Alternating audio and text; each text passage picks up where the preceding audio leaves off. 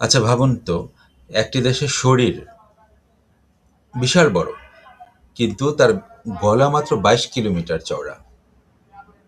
আর সেই গলাটা যদি কেটে যায়, পুরো শরীর অচল হয়ে যাবে। এই গলার নাম চিকেন নেক। ভারতের উত্তর পূর্বাঞ্চলের একমাত্র লাইফ লাইন।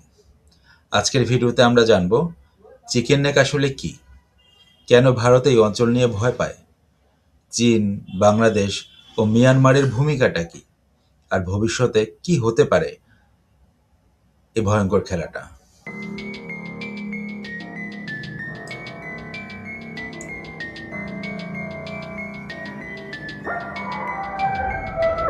চিকেন নেকের আসল নাম শিলগড়ি করিডোর।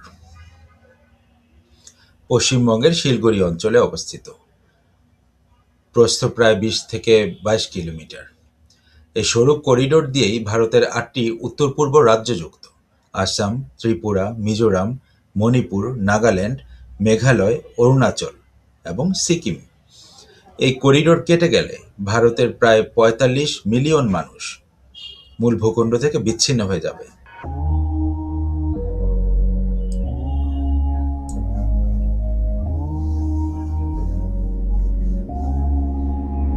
চিকেন নেক নামটা এসছে সামরিক ভাষা থেকে। একটি মুরগির দেহ যেমন অনেক শক্তিশালী, কিন্তু তার গলাটা দুর্বল। একটা আঘাতেই মৃত্যু হয়ে যেতে পারে। ঠিক তেমনি ভারতের সামরিক বিশ্লেষকরা বলেন chicken neck is India's soft underbelly. একটি যুদ্ধ, একটি সন্ত্রাসী আক্রমণ অথবা প্রতিবেশী রাষ্ট্রের সামান্য অস্থিতিশীলতা, পুরো উত্তর পূর্ব ভারত বিচ্ছিন্ন।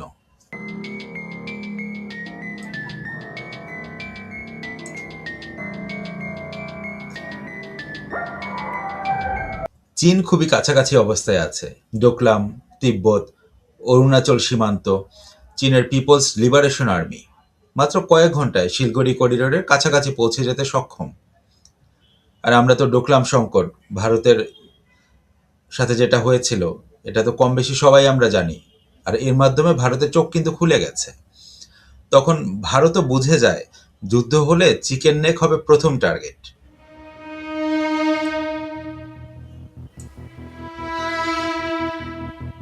আর বর্তমান প্রেক্ষাপটে ভারতের জন্য আরেকটি স্পর্শকাতর বিষয় হচ্ছে বাংলাদেশ, যেটা চিকেন নেকের ঠিক দক্ষিণেই অবস্থিত। ভারতের অনেক বিশ্লেষকরা মনে করেন বাংলাদেশ যদি কখনো তাদের কৌশলগত অবস্থান বদলায়, চিকেন নেক আরও ঝুঁকিপূর্ণ হবে।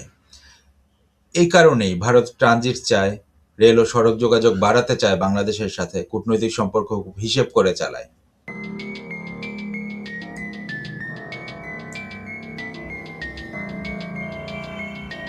শুধু বাইরের শত্রু নয়, ভারতের ভেতরেও সমস্যা আছে। আছে তাদের নিজস্ব মাথা ব্যথা, বিচ্ছিন্নতাবাদ, বিদ্রোহী গোষ্ঠী, জাতিগত সংঘাত, দুর্বল অবকাঠামো। এই সব কিছু চিকেন নেকের উপর নির্ভরশীল। একটা ছোট ব্লকেট মানেই খাদ্য সংকট, জ্বালানি সংকট, সামরিক সরবরাহ বন্ধ হয়ে যেতে পারে।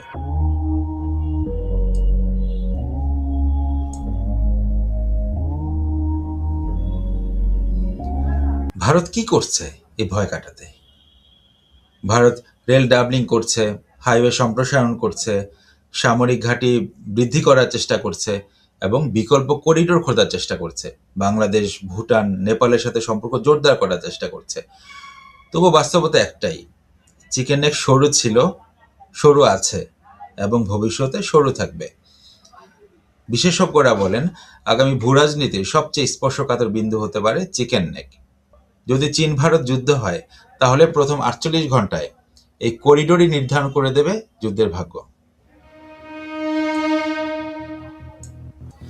চিকেন নেক কিন্তু শুধু একটি ভূখণ্ড নয়, এটি ভারতের ভয়, ভারতের দুর্বলতা আর কৌশলগত দুশ্চিন্তার কারণ। একটি সরু রাস্তা, যার উপর দাঁড়িয়ে আছে একটি উপমহাদেশের ভবিষ্যৎ। আপনি কি মনে করেন, চিকেন নেক কি সত্যিই ভারতের সবচেয়ে বড় দুর্বলতা?